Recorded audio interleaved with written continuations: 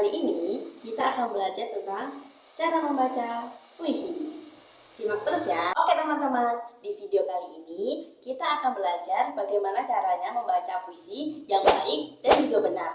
Nah, di sini pasti teman-teman sebagian berkata kalau misalkan ada yang mengatakan puisi itu mudah, tapi ada juga beberapa orang yang mengatakan aku bisa tetapi aku malu, ya kan? Nah, ini ada 4 tips cara membaca puisi supaya kalian lebih percaya diri dan bisa dibawa untuk di perlombaan. Apalagi kalau misalkan yang hobi banget nih sama baca puisi, cuma dia malu dalam mengekspresikan di depan umum. Nah, oke, kali ini tidak perlu berlama-lama, mari kita simak videonya. Tips yang pertama yaitu tentukan puisi yang tepat.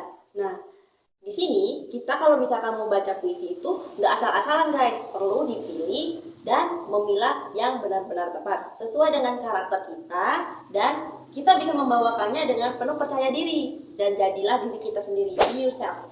Jangan kamu asal-asal pilih terus ujung-ujungnya kamu baca tapi kamu nggak ngerti maksud dalam puisi itu.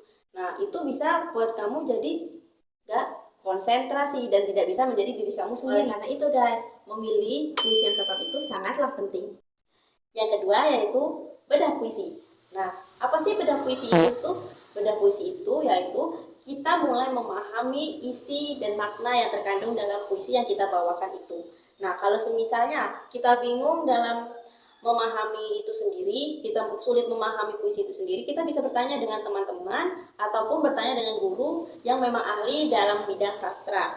Nah, yang selanjutnya yaitu setelah kita pahami makna dan isinya, lalu kita cari klimaksnya atau bagian inti dari puisi yang kita bawakan itu. Dari puisi itu kita bisa membawakannya dengan benar-benar menghayati, sehingga dari klimaks itu kan maksudnya nada yang lebih tinggi.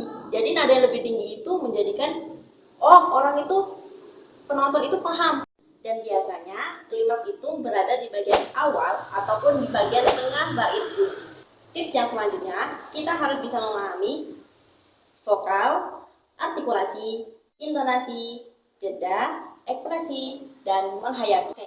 Yang pertama yaitu vokal. Vokal sama saja dengan suara dari diafragma antara perut dan juga dada. Nah, ada nih perbedaannya antara kita saat membaca puisi dan kita saat membaca buku ataupun koran. Kalau semisalkan nih, kita coba, kalau semisal kita membaca puisi itu dengan nada membaca sehari-hari.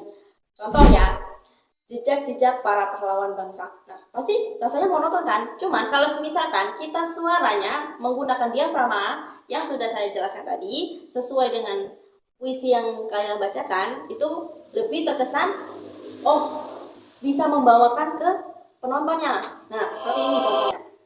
Jejak-jejak para pahlawan bangsa. Nah, perbedaannya jauh kan? Nah, seperti itu. Maksud diafragma ini yaitu suara dalam dari dalam perut ini ditekankan teman-teman, ditekan suaranya. Jadi i benar-benar ditekan. Kalau misalkan yang biasa kan a, i biasa aja atau tapi kalau misalkan dengan menggunakan suara dalam atau diafragma antara dada dan juga perut, jadinya i, u, e, o. Seperti itu. Dan cara kita membaca itu juga memerlukan gerakan tetapi jangan berlebihan. Karena jika berlebihan malah kelihatan seperti kurang nyambung dengan puisinya. Kayak ini kesini, kesini, kesini sampai lompat-lompat. Kan malah lucu jadinya, nggak sesuai dengan puisi dan tidak bisa disampaikan apa pesan yang terkandung di dalam puisi yang ingin kita sampaikan kepada penonton. Yang selanjutnya yaitu artikulasi. Di artikulasi ini maksudnya itu suara yang kita keluarkan itu jelas. A, I, U, E, O. Semuanya harus jelas. Kalau tidak jelas bisa menyebabkan terdengar dari penonton itu ada yang ketinggalan kata-katanya. Nih, seperti ini contohnya. Kalau misalkan kita membaca dengan jelas kan pasti kita ngomongnya jejak-jejak para pahlawan bangsa. Nah, pasti jelas terdengar. Cuman kalau misalkan itu kita artikulasinya kurang, jejak-jejak pahlawan bangsa, pasti dari kalimat itu parahnya nggak bakal kedengeran. Oleh karena itu, artikulasi juga sangat diperlukan. Yang selanjutnya yaitu intonasi. Intonasi ini juga sangatlah penting. Karena apa? Karena di intonasi ini kita bisa membawakan puisi yang kita bacakan untuk menjadi patokan sehingga apa yang kita sampaikan itu tersampaikan ke penonton. Nah, seperti ini. Kalau semisalkan yang tidak menggunakan intonasi, jelas kita kurang paham. Kayak jejak-jejak para pahlawan bangsa, datar kan, datar. Cuman kalau semisalkan menggunakan intonasi atau gelombang, nah seperti ini jadinya, jejak-jejak para pahlawan bangsa. Ada kan gelombangnya? Jadi itu bisa membawakan terkesan, oh ternyata puisi itu yang kita bacakan terlalu sedih ataupun terlalu senang itu terlihat. Kalau bisa teman-teman, ketika kita membacakan puisi untuk diperlobakan juga harus memilih lagu yang sesuai dengan intonasi puisi yang akan kita bawakan, sehingga apa yang kita bacakan itu lebih menghayati dengan para penonton. Yang selanjutnya yaitu jeda. Nah, di jeda ini kita menggunakan titik koma dalam membaca puisi. Kan gak enak tuh kalau misalnya kita membaca puisi tanpa ada titik koma. Kita membaca sehari-hari pun perlu namanya jeda atau titik komanya kan. Seperti jejak para pahlawan bangsa. Ada kan titik atau komanya, jejak, koma, jejak. Tetapi memang di dalam puisi itu memang tidak terlihat tulisan koma atau terlihat titik. Cuman dalam jeda itu juga sangatlah penting supaya para penonton itu bisa menghayati secara perlahan apa yang kita bacakan. Selanjutnya yaitu ekspresi. Di ekspresi ini maksudnya adalah kita menyesuaikan wajah kita, cara gerakan kita itu sesuai dengan apa yang kita baca. Jangan sampai kalau misalnya puisinya sedih, wajah kita senang. Kalau misalkan puisinya senang, wajah kita sedih, kan jadinya nggak nyambung. Tips yang selanjutnya yaitu menghayati. Setelah kita sudah memahami tentang vokal, artikulasi, intonasi, jeda, dan juga ekspresi, nah di sini pasti kita bakal lebih mudah dalam menghayati. Ketika kita sudah menepati semuanya, kita bisa menghayati dan bisa menjadi diri kita sendiri. Kita ke sini, kita ke sana, itu seakan-akan kayak ini loh, diri kita sendiri, jadi kita sendiri.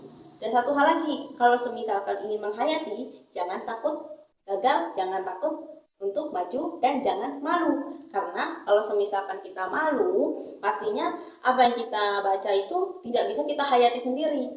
Oleh karena itu, dengan rasa percaya diri, kita pasti harus bisa. Buat mindset di pikiran kamu, aku bisa, aku bisa, aku bisa. Pasti semuanya akan lebih baik.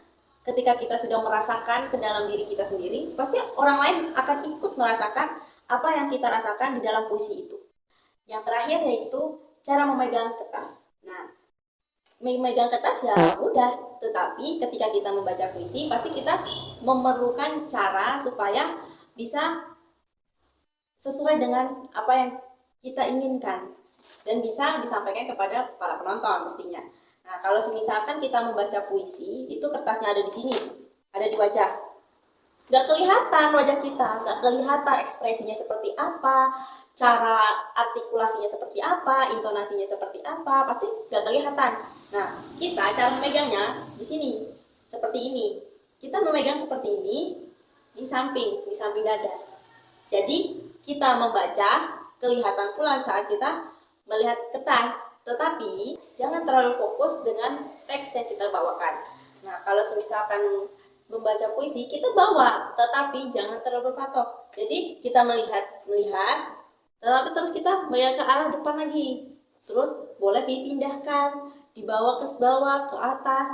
Yang terpenting itu adalah gerakan tangan dan ekspresi wajah yang memang sesuai dengan apa yang kita bacakan. Kalau misalkan itu sedih, kita ekspresikan sedih. Kalau misalkan itu senang, kita ekspresikan dengan senang. Seperti itu teman-teman. Saat kita membaca puisi, jangan cuma kita berdiri tegap aja di tempat. Itu malah membuat kayak kurang leluasa, kurang bisa menjadi diri kita sendiri. Kita kalau misalkan membaca puisi, tangan dan kaki itu harus sesuai dan konstan. Misal, tangan kita ke sini, kaki kita mengikut ke sini, tangan kita ke sini, ikut ke sini. Jadi Anggaplah panggung itu milik kita sendiri. Anggaplah di depan itu tidak ada orang satupun. Jadi kita bisa menjadi diri kita sendiri tanpa harus mendengarkan perkataan orang-orang di sekitar kita. Nah, oke, di sini saya akan mempraktekkan cara membaca puisi yang baik dan juga benar sesuai dengan apa yang sudah saya terangkan di 4 tips tadi. Jejak-jejak para pahlawan bangsa. Semerbak harum dengan syair bujangga, bercerita indah tentang kisah perjuangan sang pahlawan dalam membela bangsa dan negara. Meregang nyawa di medan perang meski tertumbuk tertusuk di dadanya sebuah benda tajam, meski tersungkur tergeletak di tanah, kau tetap hidup di dalam sanubari anak bangsa. Jejak-jejak para pahlawan bangsa menapak jelas membuat zaman. Kini kau mampu menyaksikan di surga bangsamu bersatu dalam semangat juang. Begitulah teman-teman, 4 tips membaca puisi yang baik dan juga benar. Kalau misalkan ada kesalahan, mohon dimaafkan ya teman-teman. Tetapi semoga apa yang saya sampaikan itu bermanfaat untuk teman-teman sekalian. Oke, cukup sekian dari saya. Wassalamualaikum warahmatullahi wabarakatuh. See you next time.